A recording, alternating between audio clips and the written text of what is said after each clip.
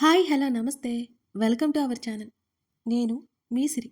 ఈరోజు మనం చెప్పుకోబోయే కథ మిసెస్ అగస్త్య. కథలోకి వెళ్ళే ముందు వీడియోని లైక్ చేసి, అలాగే మన ఛానల్‌ని సబ్స్క్రైబ్ చేసుకోవడం మిస్ అవ్వకండి. లేకపోతే మన అగస్త్య స్టోరీ మీకు మళ్ళీ కనిపించకపోవచ్చు. అందుకే సబ్స్క్రైబ్ చేసి పెట్టుకోండి ఫ్రెండ్స్. మర్చిపోకండి. ఇక కథలోకి వెళ్ళిపోదాం. సరే బట్ అవుతుందా మీకు? నాకవన్నీ ఎక్స్‌పీరియన్స్ ఉందిలే. నువ్వేం కంగారు పడకు. నిదానంగా వర్కర్స్ దొరికితే చూడు. అప్పటి వరకు నేను మేనేజ్ చేస్తాను. వర్కర్స్‌తో పని లేకుండా. ఇలాంటివన్నీ మనమే చూసుకోవాలి కదా! అని చెప్పింది చందన. అలాగే అన్నట్టు బుద్ధిగా తలూపింది శ్రీద. కాసేపటికి చందన, ఆనంద్ వెళ్ళిపోయారు. బామ్మ, అవంతి, శ్రీద హాల్లోనే కూర్చున్నారు. విన్నీ హోటల్ దగ్గరికి వెళ్ళినట్టు చెప్పింది. కుక్స్ వచ్చారని, రెడీగా ఉన్నారని కూడా శ్రీదతో చెప్పింది. ఆ కాల్ మాట్లాడి కట్ చేసింది శ్రీద. ఏవే శ్రీదా, నువ్వు చేసిన మంచి పని ఏంటో తెలుసా? బామ్మ మాటలకి అంటే ఇప్పటి వరకు నేను మంచి పనులే చేయలేదా అని కళ్ళు ఎగరేసింది శ్రీద. ఈ మధ్య ఒకటి చేశావులే అని అంది బామ్మ. ఏంటో నువ్వే చెప్పు, భుజాలు కదిలించింది శ్రీద. మీ నాన్నకి పెళ్లి చేయడమే. నువ్వు అమ్మగా అనుకున్నావో లేదా కానీ నిన్ను మాత్రం కూతురు అనేసుకుంది చందన. ఎంత చక్కటి పిల్ల. అందులోనే కాదు, గుణంలో కూడా చక్కనిదే. అందంలోనే కాదు అంటున్న బామ్మ మాటలకు తృప్తిగా నవ్వింది శ్రీద. అందుకే కదా వాళ్ళకి పెళ్లి చేశాను. నేనెందుకు అనుకోను, నాకు మమ్మీగా ఫిక్స్ అయిపోయాను కూడా. కాకపోతే చూడ్డానికే మా అక్కలా ఉంది. మమ్మీ అంటే బాగోదని అనట్లేదు అని పెదవి విరిచింది శ్రీద. ఏం కాదులే పిలిచే, సంతోషిస్తుంది తప్ప ఏమీ అనుకోదులే అని బామ్మ చెప్పింది. పర్లేదంటావా బామ్మ అని అడిగింది శ్రీద. పర్లేదు అంటే బంధాలు ఉందెందుకే? ఆ బంధానికి ఒక పేరు పెట్టి పిలుచుకుంటేనే కదా దగ్గరతనం ఏర్పడేది అని అంది బామ్మ. అందుకే ప్రతి ఇంటికి ఒక ముసలోళ్ళు ఉండాలనేది. అప్పుడే ఇలాంటి మంచి చెడులు చెప్తారు. శ్రీద మాటలకు శ్రీద చెవి మెలిపెట్టింది బామ్మ. అబ్బా బామ్మ నొప్పి నొప్పి శ్రీద అరిచింది. నువ్వు నీ మనవడు నన్ను కొట్టడమే పనిగా పెట్టుకున్నారుగా అని శ్రీద అనగానే, కొట్టాడా? ఎందుకే? బామ్మ ఆశ్చర్యంగా బుగ్గలు నొక్కుకుంది. మనసులోది కక్కేయకపోతే కడుపు ఉబ్బిపోయేలా ఉంది శ్రీదకి. అందుకే బామ్మకి చెప్పగా తప్పలేదు. రాత్రి జరిగిందంతా పొల్లుపోకుండా కాదు కదా, ఒత్తు మిస్ అవ్వకుండా చెప్పింది. బామ్మ కళ్ళు పెద్దవి చేసింది. ఓసిని, నీకెందుకే ఇలాంటి సాహసాలు? కాస్తైనా బుద్ధి లేదు నీకు. నువ్వంటే వాడికి ఎంత ప్రేమో నీకు తెలీదా? నీకేమైనా అయితే వాడు భరిస్తాడా? బామ్మ తిరిగి శ్రీదనే తిట్టింది. అదుగో, నువ్వు కూడా నన్నే తిడుతున్నావుగా అలకగా చూసింది శ్రీద. నీ మొహమే నీ మొహం. తిట్టక ముద్దు పెట్టుకుంటారా అని కోపంగా అన్నది బామ్మ. నీ మనవడు పెట్టుకున్నా పర్లేదులే. ఆ మాటకి బామ్మ ఆశ్చర్యంగా చూసి నోటి మీద చెయ్యేసుకుంది. శ్రీద కిలకిలా నవ్వింది.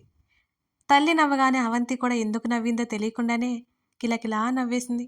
అవంతిని ఎత్తుకుని ముద్దు పెట్టుకుని ఒడిలో కూర్చోబెట్టుకుంది. కాస్తైనా భయముందా నీకు? ఇలా అర్ధరాత్రులు, అపరాత్రులు బయటికి వెళ్తావా అన్నది బామ్మ. అబ్బా బామ్మ, నువ్వు కూడా క్లాస్ పీక్కు నాకు. నేను జేమ్స్ ఉన్నాడు కాబట్టి వెళ్ళాను. శ్రీద విసుక్కుంది.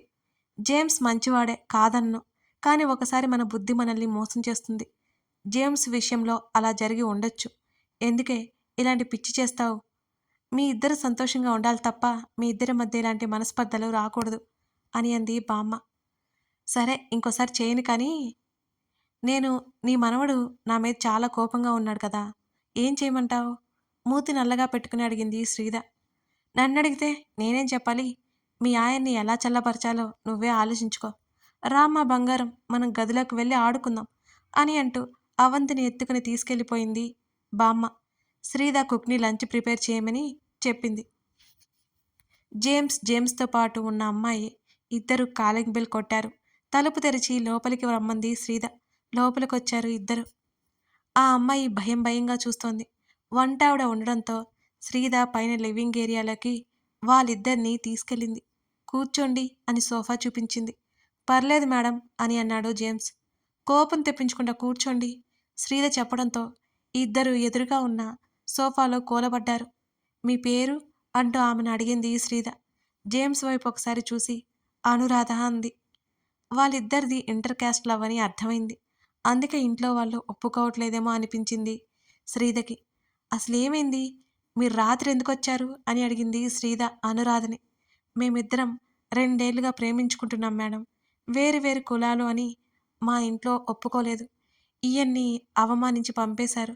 అప్పటినుంచి నాతో మాట్లాడడం మానేశారు. నాకు పెళ్లి ఫిక్స్ అయిందని చెప్పడానికి కూడా వీలు లేకపోయింది. ఇంకో వారంలో నా పెళ్లి. పారిపోయి వచ్చేశాను. తీరా ఇక్కడికొచ్చాక నన్ను వెళ్ళిపోమంటున్నాడు అని చెప్పుకొచ్చింది అనురాధ. అయినా నువ్వు పారిపోయి ఎందుకొచ్చావు? ఇంట్లో చెప్పాల్సింది కదా! ఒప్పుకోకపోతే ఒప్పించాల్సింది. ఆమె తనకంటే వయసులో చిన్నదనిపించడంతో ఏకవచనంలోకి వచ్చేసింది శ్రీధ. అడిగాను. 2 ఏళ్ల నుంచి ఇంట్లో అడుగుతూనే ఉన్నాను. వినట్లేదు. నన్ను పూర్తిగా రూమ్‌లో బంధించేశారు. ఈయన ఎలాగూ నా కోసం రాలేదు. నేను రావాలి కదా! జేమ్స్ వైపు ఉక్రోషంగా చూసి కన్నీళ్లు పెట్టుకుంది. జేమ్స్ మాత్రం గంభీరంగా ముఖం పెట్టుకుని ఎటో చూస్తూ కూర్చున్నాడు. జేమ్స్ మాట్లాడవేంటి? శ్రీధ అతన్ని అడిగింది.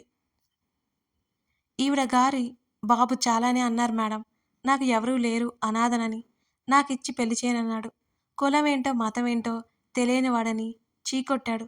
అందుకే దూరంగా ఉంటున్నాను అని అన్నాడు జేమ్స్. అలాంటప్పుడు ప్రేమించకుండా ఉండాల్సింది కదా జేమ్స్. నిన్ను నమ్మిన అమ్మాయిని ఎలా వదిలేయాలనిపించింది? ఆమె అడిగిన ప్రశ్నకి సమాధానం లేదు జేమ్స్ దగ్గర. ఎవరో ఏదో అంటే ఆ అమ్మాయిని వదిలేస్తావా? నీకు ఎవరూ లేరని తెలిసే కదా నిన్ను ఇష్టపడింది. నిన్ను పెళ్లి చేసుకోవాలనుకుంది. నువ్వెలా ఉన్నా ఆ అమ్మాయి నిన్ను యాక్సెప్ట్ చేసింది కానీ, నువ్వు మాత్రం చాలా చాలా తప్పు చేశావు. నిన్ను నమ్మిన ఆమెకు సరైన సమయంలో సాయం చేయలేకపోయావు. ఇష్టం లేని పెళ్లి చేసుకుని జీవితాంతం నరకం అనుభవించదా ఆమె?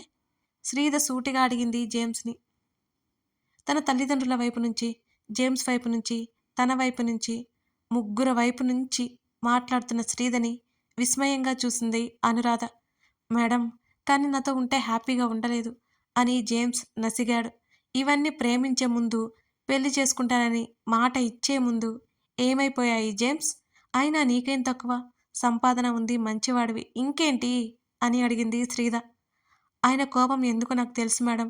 2 ఏళ్ల క్రితం తనతో వచ్చేయమని అడిగారు. కానీ అప్పుడు రాలేని పరిస్థితి. అప్పుడే పరిచయమైన ఆయన మీద నేను ఎలా నమ్మకం పెట్టుకొని నా తల్లిదండ్రులను వదిలేసి రాగలను? వాళ్ళని ఎలాగైనా ఒప్పిస్తాను అని నమ్మకం ఉండేది నాకు.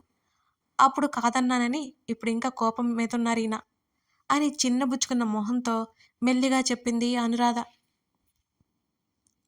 చక్కగా ప్రేమించుకున్నారు. హాయిగా కలిసి బ్రతక్క ఎందుకీ పంతాలు? జేమ్స్, ఒకసారి వీళ్ళ అమ్మానాన్నలతో మాట్లాడు. ఆ అమ్మాయి కనిపించక వెతుకుతూ ఉంటారు కదా! భయపడుతుంటారు. ముందు వెళ్ళండి. వాళ్ళు ఒప్పుకోకపోతే అప్పుడు చూడండి.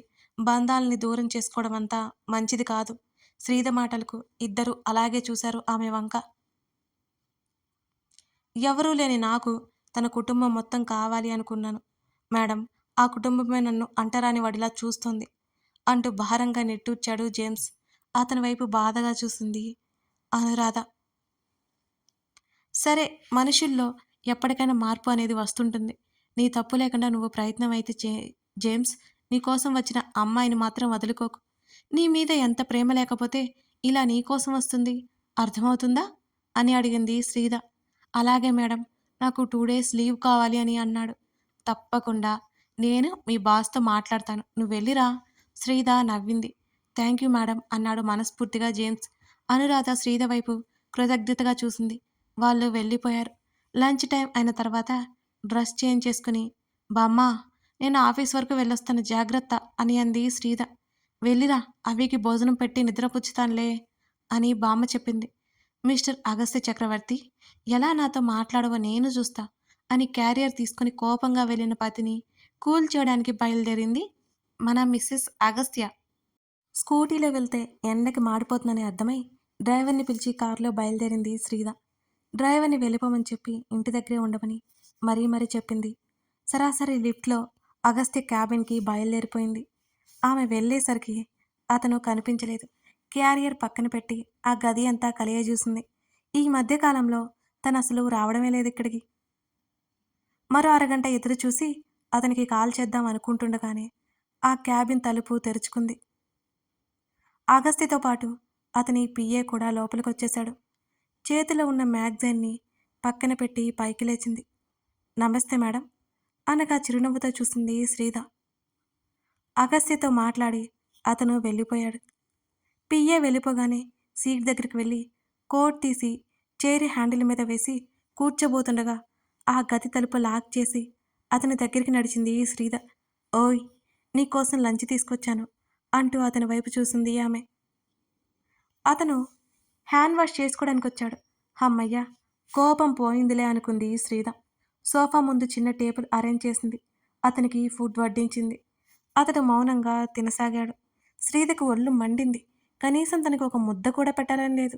తిన్నావా లేదా అని అడగలేదు కూడా. అతని వైపే గుర్రుగా చూసింది. తినడం పూర్తి చేశాడు అగస్త్య. లేచి హ్యాండ్ వాష్ చేసుకున్నాడు. మిగతావన్నీ నీట్‌గా సర్దింది. కడుపు మండిపోతుంది కానీ అతను పట్టించుకోలేదని ఆమె భోజనం మానేసింది. చక్కగా వెళ్ళి టేబుల్ ముందు కూర్చుని ల్యాప్‌టాప్ ఓపెన్ చేశాడు. ఆ క్యారియర్ పక్కన పెట్టి కోపంగా అతని దగ్గరికెళ్ళింది శ్రీధ. అసలు నీ గురించి నువ్వేమనుకుంటున్నావు? ఆమె గట్టిగా అరిచింది.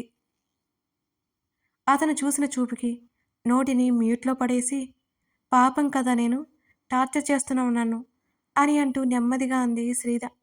ఇరిటేట్ చేయకుండా పక్కకు వెళ్ళు అని సీరియస్‌గా చెప్పాడు అగస్త్య. నన్ను నన్నే వెళ్ళిపోమంటావా? అతను పలకలేదు. ఎంత పొగరు ఇతనికి! శ్రీధ పళ్ళు నూరింది.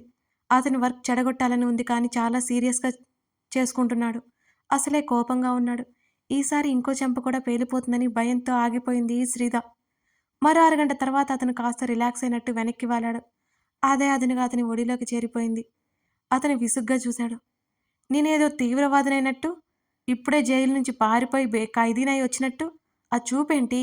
నీ పెళ్ళాన్ని అంటూ ఎర్రగా చూసింది శ్రీధ. మోయలేకపోతున్నానులే అనగానే ఆశ్చర్యంతో కళ్ళు నోరు తెరుచుకున్నాయి శ్రీధకి. అంటే ఏంటి నీ ఉద్దేశ్యం? నేనిప్పుడు లావైపోయాననా? అంటే అంత బరువు పెరిగిపోయాననా?